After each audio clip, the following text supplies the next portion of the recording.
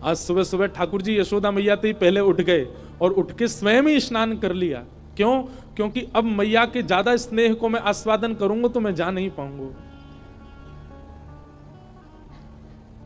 मैया उठी, आज आश्चर्यचकित है गई, बोले लाला तू नहा लियो? ठाकुर जी बोले हाँ मैया। तेने अपने आप श्रृंगार कियो अपनो? श्रृंगार नहीं किया, ठाकुर जी ने केवल एक तिलक धारण किया है, एक माला पहनी है बस, और आज ज्यादा विशिष्ट श्रृंगार में नहीं है। बोले मैया मैं जल्दी जल्दी मथुरा जाऊंगा तो फिर जल्दी जल्दी आऊंगा ना, या हमारे मोह लगी, तू तो सो रही है तो सोंदा हूं मैं, जल्दी नहा लियो मैया।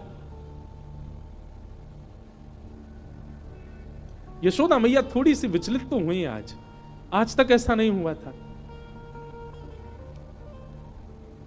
ठाकुर जी ने मन में विचार किया, अक्रूर जी से जाके कहा अभी ब्रह्म मुहूर्त है, सुबह की बेला है, सब ब्रजवासी अभी सो रहे होंगे, मैया यशोदा नंद बाबा उठ जाएं, केवल इनको प्रणाम करके हम चलें मथुरा की ओर। अक्रूर जी महाराज बोले जी भगवान। जैसे ही जाकर के द्वार खोला ठाकुर जी ने, असंख्य गोपियां, असंख्य ग्वाल, सब ब्रजवासी, गैया सब खड़े हैं वहीं पर, और द्वार खुलते ही किसी के मुख से स्वर नहीं निकल रहा, पर नेत्रों से आंसू गिर रहे हैं। ठाकुर जी कह रहे हैं अरे तुम सबरे सोए ना, तुम सब गए ना? अरे भैया इतना उदास काय को है रहे हो, इतना रुदन काय को कर रहे हो? मैं आ जाऊंगा ना, परसों आ जाऊंगा ना, मैं 2 दिना की तो बात है, ऐसे निकल जाएंगे 2 दिना तो।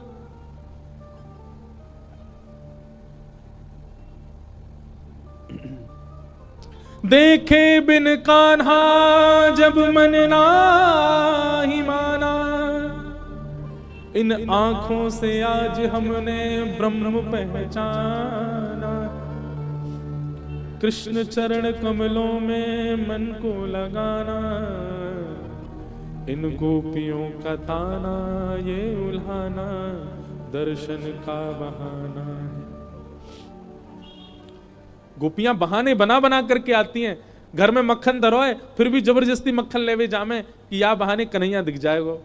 घर में गैया बंधी है, गोबर धरो है, पर गोबर लेवे के काजे जबरदस्ती नंद भवन में भीतर घुसे कि कन्हैया दिख जाएंगे। इन बहानों से श्री कृष्ण को नित्य देखने वाली गोपियां वो 2 दिन बिना कृष्ण के कैसे रहेंगी? भगवान के सखा मधुमंगल, श्री दामा, तन सुखा, मन सुखा, धन सुखा, सुबल तोष, सब एक कोने में बैठे। मधुमंगल आके बोले लाला तू जा तो 2 दिना को रहो, लेकिन तने एक बार भी विचार नहीं कियो ये श्री दामा ये सुबह उठते या को नियम है 11 वर्ष थे, भगवान के अधिकतर सखा सब ठाकुर जी से बड़े हैं उम्र में,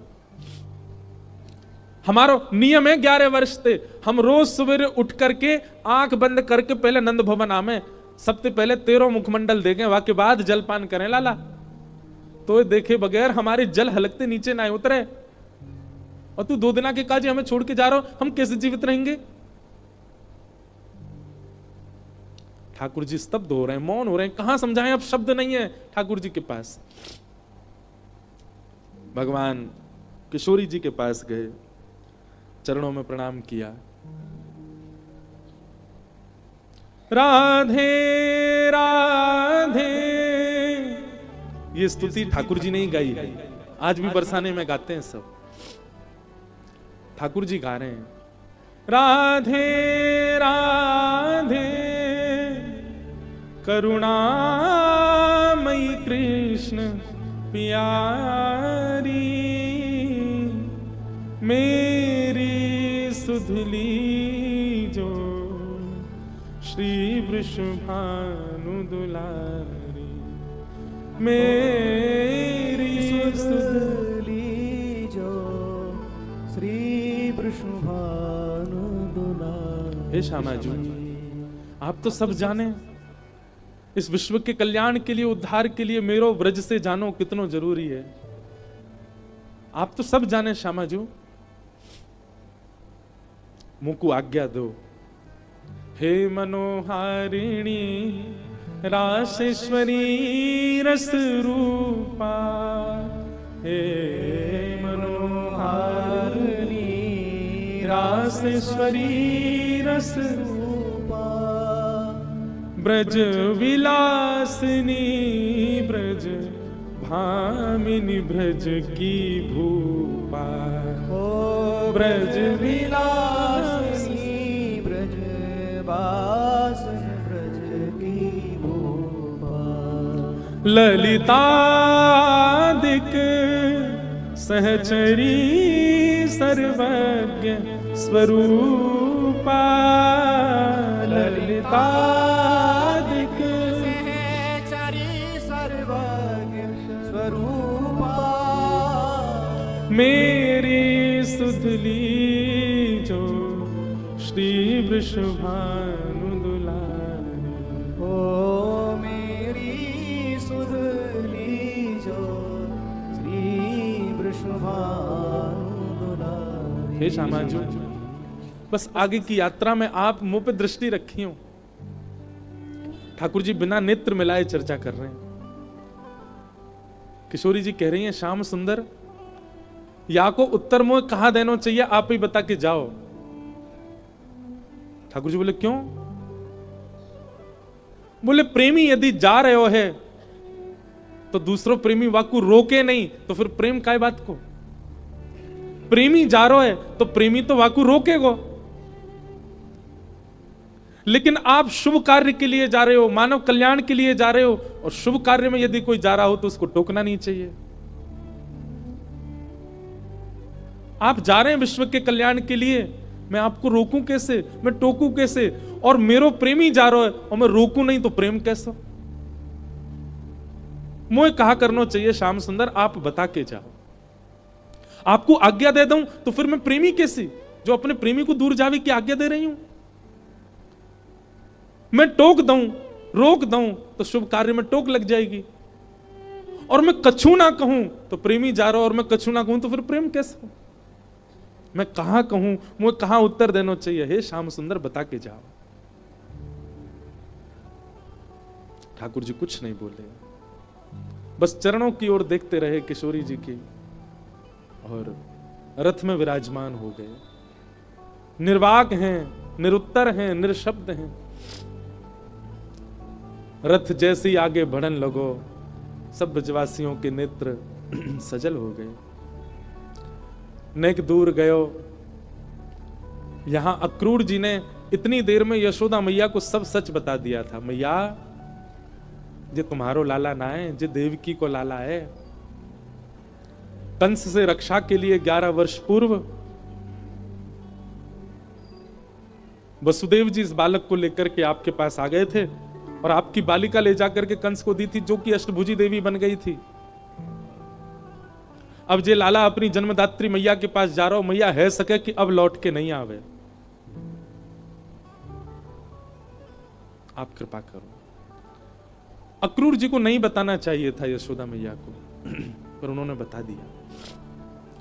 मैया को तो रक्त ठंडो पड़ गयो, पैर के नीचे से जमीन खिसक गई। ठाकुर जी रथ में बैठ करके जैसे ही जाने लगे, थोड़ी देर बाद जब रथ के चाबुक की आवाज आई, रथ के पहियान की आवाज आई, तब मैया को होश आयो और निकल के भागी अपने भवन से। कान्हा रुक जा, अरे लाला रुक जा, कन्हैया नेक डट जा।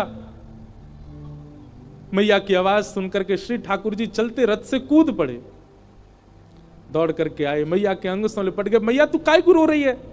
मैं आ रहा हूं ना, परसों आ जाऊंगा। मैया तू रोवे मत, ऐसे करेगी तो मैं किस जाऊंगा? लाला, मैया सर्वांगीण अंग का स्पर्श करती जा रही है ठाकुर जी के, और कह रही है लाला मोए जो पता ही तू गोपीन ते झूठ बोले, तू गालन ते झूठ बोले, सबन ते झूठ बोल ले, लेकिन आज तू मोते झूठ बोल रहा है। मुझको सब पता चल गई लाला, तू मेरो लाला ना है, तू तो देवकी को लाला है। कंस से रक्षा के काजे अक्रूर जी महाराज तो मेरे पास छोड़ गए, वसुदेव जी महाराज तो मेरे पास छोड़ गए। 11 वर्ष 56 दिना तक मैंने तेरो पालन पोषण कियो, मक्खन खावे के काजे तो को छड़ी दिखाई, उखल में बांध दियो, कभी तेरे पीछे छड़ी लेकर के भागी, कभी तेरो कान मरोड़ दियो, कभी तेरो हाथ जोड़ते पकड़ लियो लाला, ऐसो कोमल से मेरो लाला। आज मुझको ग्लानी है रही है, मैंने क्यों कियो ये सब? ना है मैया, तू मेरी मैया है, तू सब कर सके, तू को सबरो अधिकार है, तू अभी मोको मार ले मैया, तू को सब अधिकार है मैया, मैं तेरो ही तो हूं। लाला तेने बहुत प्रेम दियो मुझको, तेने बहुत स्नेह दियो मुझको, पर मैं इतनी निष्ठुर नहीं हूं कि एक मैया के प्रेमास्पद को हमेशा के लिए अपने पास रख लूंगी। मैं भी तो मां हूं, मैं भी तो समझूं कि बालक के बिछुड़वे को कष्ट कहा हुआ आज समझ रही हूं। मैंने तो फिर भी तेरो संपूर्ण बालपन देखो, पर जाने तो जन्म दियो वा देवकी मैया ने तो पूरा जीवन कारागृह में निकाल दियो। और आज भी अगर मैं तुमको रोक लूंगी लाला, तो मैं देवकी के संग बहुत बड़ा अत्याचार करूंगी। वैसे तो में मेरे प्राण बसे, है सके कि तू यहां तक गयो और शायद है सके कि मैं जीवित हूं ना बच्चू लाला, लेकिन अब समय देवकी को प्रसन्न करवे को है। तू जा, मुझको एक वचन देके जा लाला, तू देवकी को नहीं बताइयो मैंने तेरो हाथ पकड़ो, कान मरोड़े तो को उखलते बांधो, और दूसरा वचन देके जा लाला। कहा तो कुछ जब भी खबर पड़े कि यशोदा मरणासन अवस्था में है, वह समय आ जाइयो मेरे पास, तो को निहार लूंगी, तो को देख लूंगी लाला, तो चैन ते प्राण चले जाएंगे मेरे।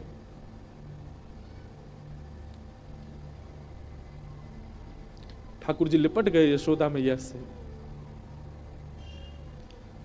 सब खड़े रो रहे हैं, अक्रूर जी तक रुदन कर रहे हैं जो ठाकुर जी को लेने आए। ठाकुर जी बोले मैया तू ब्रजवासी ने मत बताइयो ये बात, ये सब प्राण त्याग देंगे अपने, इन्हें तू यहीं रहने दियो कि मैं परसों आ जाऊंगा। और मैया तू अपना ध्यान रखियो, मैं आ जाऊंगा जल्दी। चरणों में प्रणाम करके जैसे श्री कृष्ण मुड़े हैं रथ की ओर, यशोदा जी मूर्छित हो गए।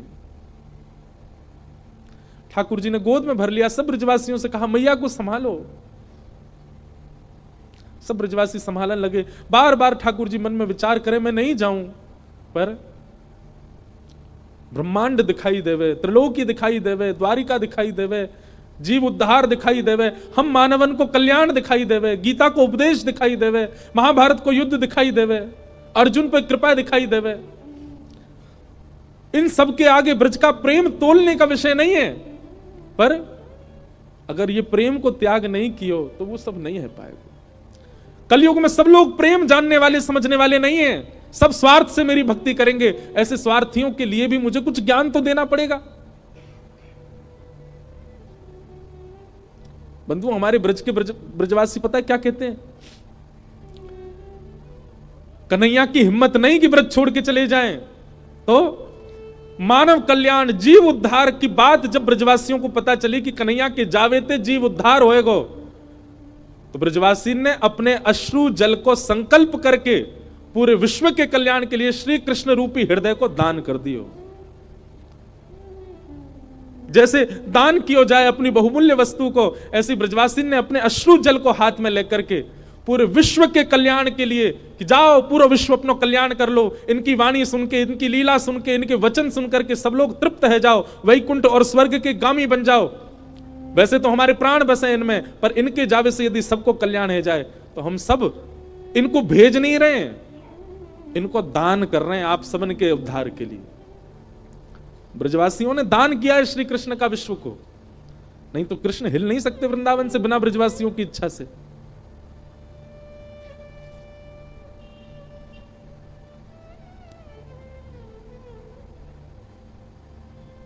सब देख रहे रथ की ओर।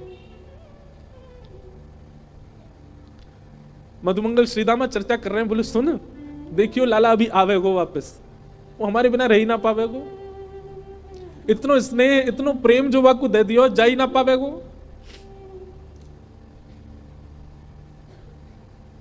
मधुमंगल बोलो श्रीदामा पर ये जा रो है, ये आना रो लौट के।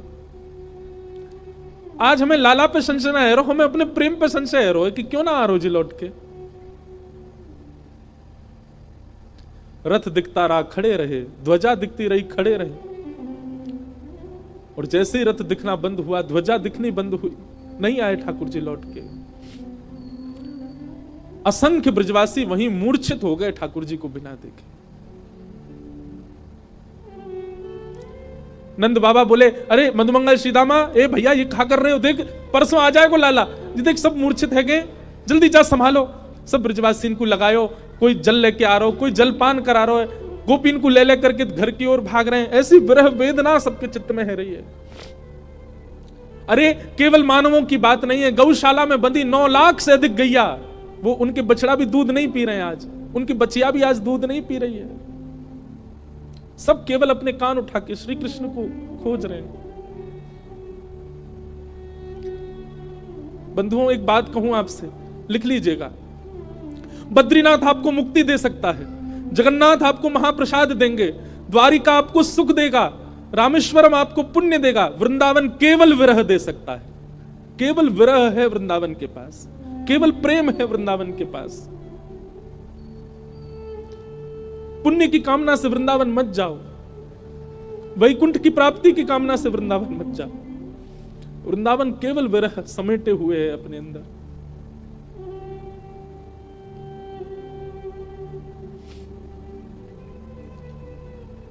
हमारे ब्रज में कहते हैं, वृंदावनम परित्यज्य पाद मेकम न गच्छति। श्री ठाकुर जी वृंदावन छोड़ के एक पग भी बाहर नहीं रखते। तन गया है ठाकुर जी का द्वारिका मथुरा, आत्मा तो आज भी वृंदावन में ही है, प्राण तो अभी भी वृंदावन में ही है श्री ठाकुर जी के। वो कभी नहीं जा सकते वृंदावन छोड़ करके। क्यों ब्रजवासियों के प्राण नहीं निकल गए कृष्ण विरह में? क्योंकि अब स्थूल रूप से भले ही कृष्ण नहीं दिख रहे हैं, सबके अंतस्थ में श्री कृष्ण बैठ गए हैं। गोपियां नेत्र बंद करके अपने अंतस्थ में ही अनुभव कर रही हैं। ऐसा लगता है कृष्ण छू रहे हैं, पर आंख खोल के देखती हैं तो है नहीं।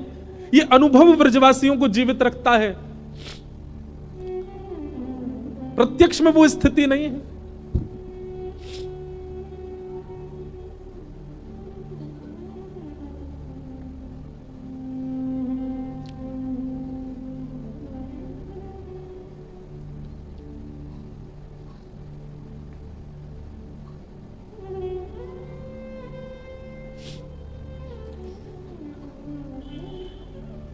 ठाकुर जी मथुरा पहुंचे। मथुरा आकर के श्री ठाकुर जी ने कुबल्या पीड़ हाथी का वध किया। अब ठाकुर जी की लीला में आपको ऐश्वर्य ज्यादा दिखेगा, क्योंकि प्रेमी श्री कृष्ण तो वृंदावन ही रह गए। ऐसा भी कहूं कि ठाकुर जी का स्वभाव वृंदावन में रह गया, अब प्रभाव आगे आ रहा है। वो चंचलता, वो मधुरता, वो प्रियता, अब सब ठाकुर जी ने उसको गौड़ कर लिया। अब ठाकुर जी परब्रह्म की भांति लीला कर रहे हैं, मानो अपने परब्रह्मत्व पर ही ठाकुर जी को क्रोध आ रहा है कि मैं क्यों हूं जिसके कारण मुझे ब्रज छोड़ना पड़ा। कुबल्या पीड़ हाथी का वध कर दिया। जितने मल्ल थे कंस के कारक, कंस के रणभूमि में सबको मार दिया ठाकुर जी ने। और 50 सिड्डी ऊपर बैठे हुए कंस को देखा। एक छलांग मार करके ठाकुर जी उसके पास पहुंच गए, दोनों भुजाओं में कंस को उठा करके पृथ्वी पर पटक दिया। गिरते ही कंस के प्राण निकल गए। भगवान तुरंत कारागृह की ओर दौड़े। बंधु, एक बात कहूं, ठाकुर जी का एक खेल है, विरह और संयोग, संयोग और वियोग। जिस किसी को भी संयोग का अनुभव हो रहा है, तैयार रहना, वियोग आएगा जीवन में, क्योंकि ये खेल है श्री कृष्ण का। वो ऐसे ही करते हैं, जिसको संयोग देते हैं उसको वियोग देते ही हैं। और जो कोई भी रुदन कर रहा है, जिसके भी चित्त में वियोग, जिसके भी जीवन में वियोग है, परेशान मत होना, एक दिन संयोग होगा। 11 वर्ष 56 दिन पहले छोटी से एक दिना के ठाकुर जी मैया को छोड़ के चले गए, उनको वियोग दे दिया। कहां तो इतना बड़ा संयोग दिया कि उनके गर्भ से प्रकट हुए, और गर्भ से प्रकट होते इतना बड़ा वियोग दे दिया कि मैया रोती विलकती छोड़ गए। 11 वर्ष 56 दिन तक मैं किसका पक्ष लूं, यशोदा जी का या देवकी का? देवकी मैया रोज कारागृह में खिड़की पे खड़ी हो जाती है, ऊपर साधन नहीं है तो जबरदस्ती घड़े पे घड़ा रख के या कोई ऐसी व्यवस्था करके खिड़की के ऊपर खड़ी हो जाती है, और वहां से वृंदावन से आने वाले लोगों को बुलाती है। बोले सुनो, कहां ते आ रहे हो? बोले हम तो वृंदावन ते आ रहे हैं। अच्छा, तुमने वृंदावन में कछु देखो? अरे बड़ी सुंदर लता गुल्म, यमुना जी, ऐसी रेणु, ऐसी गैया, ऐसे गोपग्वाल। देवकी मैया बोले सबसे सुंदर कहा है वृंदावन में? मैया सबसे सुंदर तो यशोदा को लाला है। अरे मैया कैसो चले, कैसी बात बनावे, कैसे नैन मटकावे, वाके अंदर तो ऐसी सुगंधी आवे। अरे हम तो सांची पूछो, हम तो भैया देखवे जामे। तो द्वार वहीं खिड़की पर खड़ी खड़ी देवकी रुदन करती है, मैं कब देखूंगी अपने लाला को। काश इन्होंने यशोदा की लाला की जगह एक बार कह दिया हो तो देवकी को लाला। उनका विरह कम नहीं है। 11 वर्ष 56 दिन कहां ब्रजमंडल में इतना आनंद, इतना सुख, इतने उत्साह। कई लोग मुझे बोलते हैं ठाकुर जी क्यों, कितना बुरा किया ठाकुर जी ने ब्रजवासियों के साथ। ठाकुर जी को देवकी का विरह दिखाई दे रहा है। जहां लाखों नर नारी आनंद कर रहे थे, वहीं एक कारागृह में बैठकर के सिसक सिसक के रो रही है देवकी। पता चला जब देवकी को कि मेरे लाला ने गिरिराज जी उठाए हैं, 7 दिन तक अन्न जल नहीं पाया, केवल जल पी करके व्रत कर रही है कि मेरे लाला स्वस्थ रहे, मेरे लाला को कोई पीड़ा नहीं हो। जैसी पता चलती कोई राक्षस वृंदावन चलो गयो है, देवकी मैया उसी समय तप में बैठ जाती। हे विधाता, आप जैसे कहेंगे वैसे जीवन जीऊंगी, पूरी युवावस्था मैंने जेल में निकाल दी, बस मेरे लाला को स्वस्थ रखी हूं, प्रसन्न रखी। आज 11 वर्ष 56 दिन बाद उस कारागृह में चंदन की सुगंधी आ रही है। उस कारागृह की ओर एक प्रकाश आ रहा है।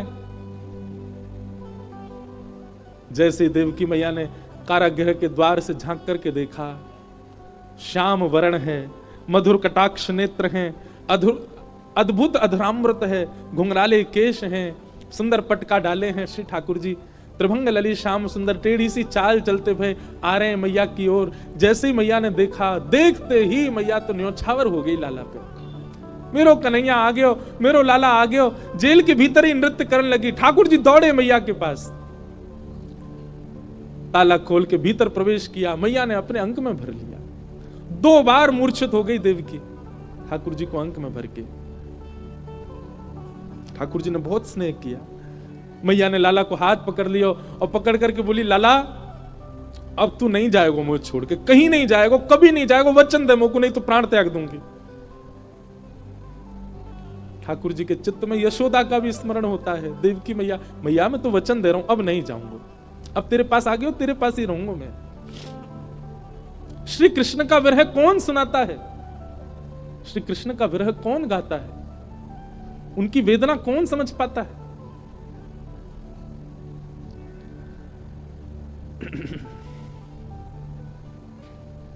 ठाकुर जी ने अपने नाना उग्रसेन को मथुरा का राजा बनाया और माता पिता से आज्ञा मान करके बोले, पिताजी अब मैं अध्ययन की इच्छा है मेरे चित्त में, आपकी आज्ञा हो तो मैं पढ़ने जाऊं। वसुदेव देवकी की आज्ञा से श्री ठाकुर जी सांदीपनी गुरुकुल अवंतिका उज्जैन पढ़ने के लिए गए और वहां सांदीपनी उपाध्याय के यहां श्री ठाकुर जी ने संपूर्ण शिक्षा ग्रहण की। वहीं ठाकुर जी को सुदामा नाम के मित्र मिले। लौट करके भगवान आए, उद्धव जी महाराज को वृंदावन भेजा, गोपियों के साथ उद्धव जी का संवाद हुआ। जरासंध ने मथुरा के ऊपर चढ़ाई कर दी, भगवान ने 17 बार उसको हरा दिया। 18वीं बार जैसी चढ़ाई की, भगवान रण छोड़ करके भाग गए। बोलो रण छोड़ राय भगवान की। रण छोड़ करके ठाकुर जी विश्वकर्मा को आज्ञा कर दी, एक नई नगरी का निर्माण करो, और समुद्र के बीचों बीच स्वर्ण की नगरी बनी जिसका नाम पड़ा द्वारिका। द्वारिका के राजा भी पुनः उग्रसेन बनाए गए। भगवान प्रधानमंत्री हैं, परंतु पूरी द्वारिका ठाकुर जी को ही राजा मानती है। इसीलिए राजाधिराज गौ ब्राह्मण प्रतिपालक वसुदेव नंदन देवकी नंदन मथुराधिपति श्री कृष्ण चंद्र भगवान, ये भगवान का नाम हो गया है। क्या नाम है? राजाधिराज गौ ब्राह्मण प्रतिपालक यदुवंश शिरोमणि वसुदेव देवकी नंदन द्वारिकाधीश श्री कृष्ण चंद्र भगवान।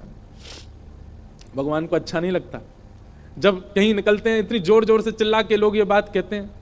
ठाकुर जी मन ही मन सोचते हैं, कोई एक बार कह दो नंद जी को लाला, कोई एक बार कह दो ब्रज को कन्हैया, कोई एक बार कह दो गैयान को गोपाल, कोई एक बार कह दो गोविंद। लेकिन सब यहां बड़ा बड़ा नाम लेते हैं ठाकुर जी का। कुछ दिन बाद बलराम जी का विवाह रेवत राजा की पुत्री रेवती के साथ में हुआ। भगवान के विवाह का समय आया। नारद जी महाराज ने कौंडन्यपुर के राजा भीष्मक की पुत्री रुक्मणी जी का प्रस्ताव दिया। रुक्मणी जी ठाकुर जी की कथा सुन सुन करके उनसे प्रेम करने लगी। रुक्मणी जी ने एक पत्र लिखा, पत्र भगवान को भेजा। श्रुत्वा गुणान भुवन सुंदर शृण्वतां ते निर्विश्य कर्ण विवरै हरतोंग तापम हे नाथ, मैंने आपको देखा नहीं है, केवल सुना है। जब से सुना है तब से आपको पति रूप में मान लिया, आप आकर के मेरा वर्ण करो। भगवान ने रुक्मणी जी का जाकर के वर्ण किया। अपने रुक्मणी जी के भाई भी रुक्मी के साथ भगवान की थोड़ी नोक झोंक भी हुई और भगवान का प्रथम विवाह रुक्मणी जी के साथ सुसंपन्न हुआ। रुक्मणी के पश्चात भगवान का द्वितीय विवाह जाम्बवती, तृतीय विवाह सत्यभामा और चौथा विवाह हमारी ब्रज की रस रानी श्री यमुना जी के साथ हुआ। बोलो श्याम सुंदर श्री यमुने महारानी की। भगवान के जो विवाह हैं, अष्ट प्रमुख विवाह पृथ्वी के पंच तत्व और मानव के भीतर के 4 तत्व हैं। पृथ्वी के 5 तत्व कौन कौन से हैं? पृथ्वी, अग्नि, जल, वायु, आकाश। और मानव के भीतर के 4 तत्व कौन से? मन, बुद्धि, चित्त और अहंकार। इनमें से चित्त तत्व जो है मानव के भीतर, वो साक्षात परमात्मा है। तो बचे 3। तो पृथ्वी के पंच तत्व और मानव के भीतर के 3 तत्व, यही भगवान की अष्टपटरानियां हैं। पृथ्वी, कोई भगवान की पत्नी कोई पृथ्वी तत्व है, जैसे सत्यभामा वो पृथ्वी है, जैसे रुक्मणी वो अग्नि है, जैसे यमुना वो जल है। तो पृथ्वी, जल, अग्नि, वायु, आकाश, ये भगवान की 5 मुख्य पटरानी। और हम सब मानवों के भीतर के 3 तत्व, मन, बुद्धि और अहंकार। यहां पर अहंकार अभिमान नहीं है, सेल्फ कॉन्शियसनेस, देहाभिमान। मुझे प्यास लगी, पानी पी रहा हूं, यह भी एक अभिमान है। ये सूक्ष्म अभिमान हम सबके अंदर है। भूख लगने पर भोजन करना, नींद आने पर सोना, ये 3 तत्व हैं, मन, बुद्धि और अहंकार। इन तीनों से भी भगवान ने ब्याह किया। भौमासुर राजा के यहां 16,100 राजकुमारियां बंदी थी। भगवान ने उनको मुक्त किया। उन सब ने भगवान से प्रार्थना की कि आप ही हमें पत्नी रूप में स्वीकार करो। भगवान ने 16,100 राजकुमारियों के साथ विवाह किया। ये कौन है? ये वेद के मंत्र हैं, उपासना कांड के मंत्र हैं। 16,100 ठाकुर जी की उपासना के। ब्राह्मण देवता आपके घर अनुष्ठान करते हैं, आपके हाथ में पुष्प देकर के कहते हैं श्री ठाकुर जी का स्मरण करो। कस्तूरी तिलकम ललाट पटले वक्षस्थले कौस्तुभम नासाग्रे वरमुक्तिकं तरतले वेणुकणे कंकड़म सर्वांगे हरिचंदनम सुललितम कंठे च मुक्तावली गोपस्त्री परिवेष्टितो विजयते गोपाल चूड़ामणि। अब ये पुष्प ठाकुर जी को छोड़ दो। इस प्रकार 16,000 मंत्र भगवत उपासना के जो हैं वे ही भगवान की 16,100 पटरानियां। कितने ब्याह हो गए भगवान के? 16,108। भगवान सबके साथ अलग अलग भवन में एक साथ रहते हैं। नारद जी को भगवान ने गृहचर्या दिखाई, भगवान की नित्यचर्या का दर्शन किया। जरासंध राजा के यहां जाकर के भगवान ने 20,000 राजकुमारों को मुक्त कराया। भीम के द्वारा जरासंध का वध करवाया। पांडवों का राजसूय यज्ञ था, उसमें ठाकुर जी पहुंचे, वहां जाकर के शिशुपाल का वध किया। भगवान अपने बालकों को ज्ञान उपदेश करते हैं, पर बालक नहीं मानते, और इसी बात से इन बालकों ने संतों का अपमान किया, जिसके कारण यदुवंश को मरने का श्राप मिला। भगवान बोले 5 गुण यदि आपके अंदर हैं, रूप, यौवन, संपत्ति, बहुसम्मान और कम आयु। रूप, यौवन, संपत्ति, बहुसम्मान और ऊंची पदवी, ये 5 गुण यदि आपके पास हैं और इनके साथ 6वां गुण सत्संग नहीं है, तो ये 5 आपको एक दिन घेर देंगे। आपके पास रूप है लेकिन सत्संग नहीं है, तो आप रूप गर्विष्ठ हो जाओगे। आपके पास धन है लेकिन आप सत्संग नहीं करते, तो आपका धन आपका नाश करेगा। आपके पास यौवन है, आपका शरीर बहुत बलवान है, युवावस्था है, लेकिन आप सत्संग नहीं करोगे तो ये युवावस्था व्यर्थ हो जाएगी। आपकी कम उम्र में बहुत सम्मान हो रहा है, बहुत कर रहे हैं, प्रेम कर रहे हैं लोग, लेकिन आपके जीवन में सत्संग नहीं है, तो आपका कम उम्र में सम्मान पाना विष के समान। भगवान के पुत्रों के अंदर ये सारे गुण हैं, रूप भी है, यौवन भी है, संपत्ति भी, उम्र भी कम है, ऊंची पदवी भी मिल गई, सब कहते हैं भगवान के बच्चे आ गए, लेकिन सत्संग नहीं है जीवन में। भगवान ने यह बात हम सबको बताई, मेरे खुद के बालकों ने सत्संग नहीं किया और पूरे यदुवंश के नाश का कारण बन गए। भगवान के प्रिय मित्र श्री सुदामा जी का चरित्र सुनाया गया। यदुवंशियों में आपस में एक दिन युद्ध हुआ, लड़ झगड़ करके सब लोग आपस में मरते चले गए। एर का नाम की विषैली घास थी, एक दूसरे पर फेंक दी, धीरे धीरे सबके प्राण निकल गए। बलराम जी महाराज भगवान के आगे हाथ जोड़ते हैं, लाला अब मोए आज्ञा दो। ठाकुर जी ने आज्ञा दी और शेषनाग रूप धारण करके क्षीर सागर में श्री बलराम जी प्रवेश कर गए। भगवान वृक्ष के नीचे बैठे हैं, तभी एक भेलिया ने बाण मार दिया। भगवान ने कहा सब मेरी इच्छा से हो रहा है, तुम्हारी कोई गलती नहीं। पैर में बाण लगा। अपनी संपूर्ण लीला का चिंतन करके ठाकुर जी को लेने के लिए देवताओं ने विमान भेजा। भगवान ने उस भेलिया को ही विमान में भेज दिया। बोले जाओ। बोले आप कैसे आएंगे? भगवान बोले हम पे बहुत तरीके आने का, हम आते हैं। उद्धव को ज्ञान उपदेश किया, मैत्री मुनि को ज्ञान उपदेश किया। इसी को भागवत धर्म कहते हैं। अद्भुत प्रसंग है श्रीमद् भागवत जी का, भगवान कृष्ण उद्धव संवाद। हम सबको प्रणाम करते हैं। हम साल में एक बार बद्रीनाथ कथा करते थे, तो वहां उद्धव कृष्ण संवाद ही करते थे, पर 2 साल से अभी जाना नहीं हुआ।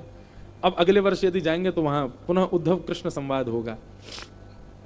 भगवान ज्ञान उपदेश करके उद्धव जी ने पूछा कि नाथ आप चले जाएंगे तो हम कैसे जीवित रहेंगे? हम भक्तों का आश्रय क्या है? आपके जाने के बाद हम किसकी शरण में जाएंगे? तो भगवान बोले उद्धव मेरी ओर देखो। और ठाकुर जी एक दिव्य ज्योति में परिणित हो गए। 7 बार आकाश में भ्रमण करते हुए तिरोधाय प्रविष्टोयम श्रीमद् भागवतार्णवम, ठाकुर जी भागवत में आकर के विराजमान हो गए। ये श्रीमद् भागवत कोई ग्रंथ नहीं, कोई पोथी नहीं है, साक्षात श्री कृष्ण है। श्री कृष्ण का वांग्मय स्वरूप है। कुछ और लीलाएं हुई। यहां अर्जुन ने जाकर के सबको बता दिया, भगवान लीला पूरी करके चले गए। पांडव परीक्षित को राज्य गद्दी पर बिठा के स्वर्गारोहण को चले गए। परीक्षित जी महाराज बड़े हुए, एक अपराध संत का बना। ब्राह्मण ने श्राप दे दिया। 7 दिन तक उन्होंने शुकाचार्य जी से कथा सुनी। आज 7वां दिन है। सुखदेव जी महाराज कहते हैं परीक्षित तुमने 7 दिन तक कथा सुनी, आज कथा का विश्राम है। तक्षक सर्प आकर के तुमको डसेगा, बताओ तुम्हारे मन में क्या चल रहा है? श्री परीक्षित जी महाराज कहते हैं भगवान मृत्यु देह की होती है, आत्मा की नहीं होती। ये कथा सुनकर के, नियम करके, अनुष्ठान करके, ठाकुर जी से प्रेम लक्षणा भक्ति करके शरीर तो व्यक्ति यहीं छोड़ देता है, उसकी आत्मा परमात्मा में विलीन हो जाती है। आपकी कथा से भी मैं अब इस बोध से अवगत हो गया हूं कि तक्षक सर्प शरीर को डसेगा, शरीर तो यहीं रह जाना है, आज नहीं तो कल। आज आकर के डसेगा तो आज ही रह जाएगा, पर मेरी आत्मा आपकी कथा के द्वारा इतनी प्रसन्न हो चुकी है, इतनी ज्ञान युक्त हो चुकी है कि वो मुक्त होकर के भगवत धाम को प्रस्थान कर जाएगी। त्वम तु राजन मरिष्येति पशु बुद्धिम इमाम जही। मैं मरूंगा, ये एक पशु बुद्धि है। तन मरता है, मैं नहीं मरता, मैं तो एक आत्मा हूं। अगर कर्म बचे होंगे तो दूसरा जन्म ले लूंगा, और कर्म निवृत्त हो गया होगा तो भगवत प्राप्ति कर लूंगा। इस प्रकार भगवान सुखदेव जी की कथा सुनकर के परीक्षित मुक्त हो गए। सुखदेव जी उठ करके वहां से प्रस्थान कर गए। बोलो सुखदेव जी महाराज की। सुखदेव जी व्यास मंच छोड़ करके वन की ओर प्रस्थान कर गए। तक्षक सर्प ने आकर के स्पर्श किया, राजा परीक्षित का देह जल गया और उनकी आत्मा दिव्य आत्मा हो गई, और विमान में आरूढ़ होकर सबको दिखते हुए, सबको दर्शन देते हुए श्री परीक्षित जी महाराज भगवत धाम को प्रस्थान कर गए। बोलो भागवत महापुराण की जय। यहाँ पर और भी कई प्रसंग हैं, सबको हम प्रणाम करते हैं। मार्कंडेय ऋषि ने प्रलय का दर्शन आदि किया, सबको हम वंदन करते हुए श्रीमद् भागवत जी का अंतिम श्लोक सब लोग मेरे साथ 3 बार दोहराएंगे।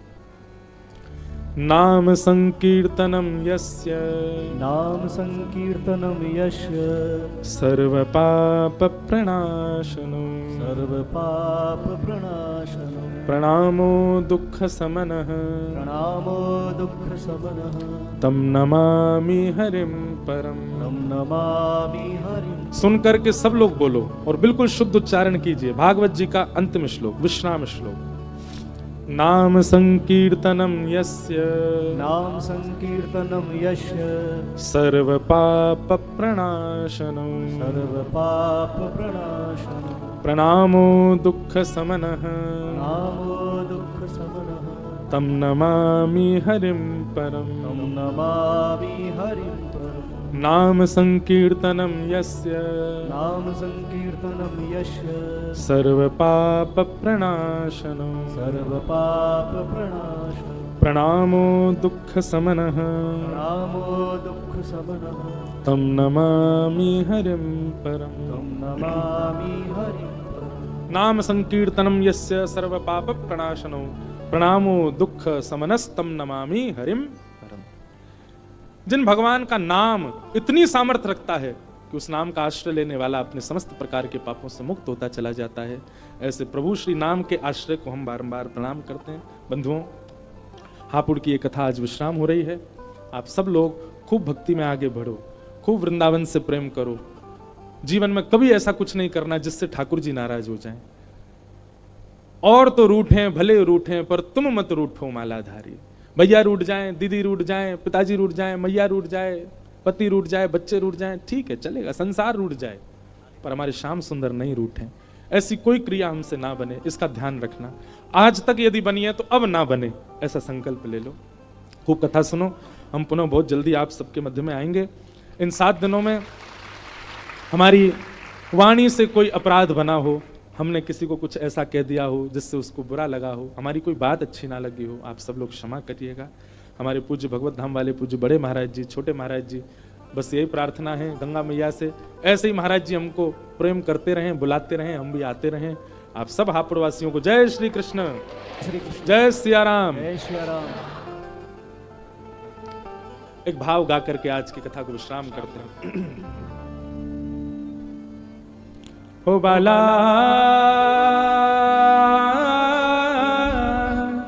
मैं बैरागन हूँगी, मैं बैरागन हूँगी, मैं बैरागन हूँगी, मैं बैरागन होगी, मैं बैरागन हूँ। जिन भेषा मारो सावरोरी जय, जिन भेषा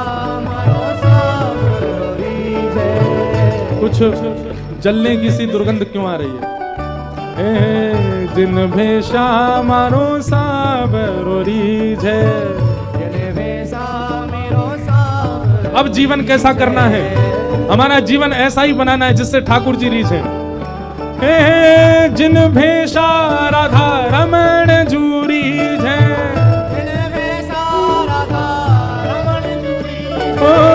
जिन भेषा राधा वल्लभ जूरी जय।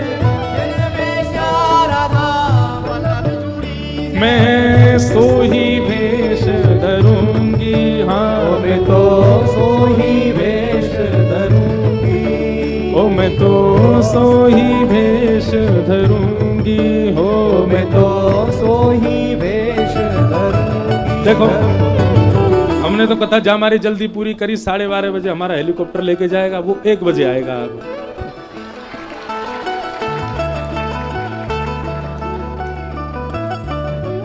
ओ बाला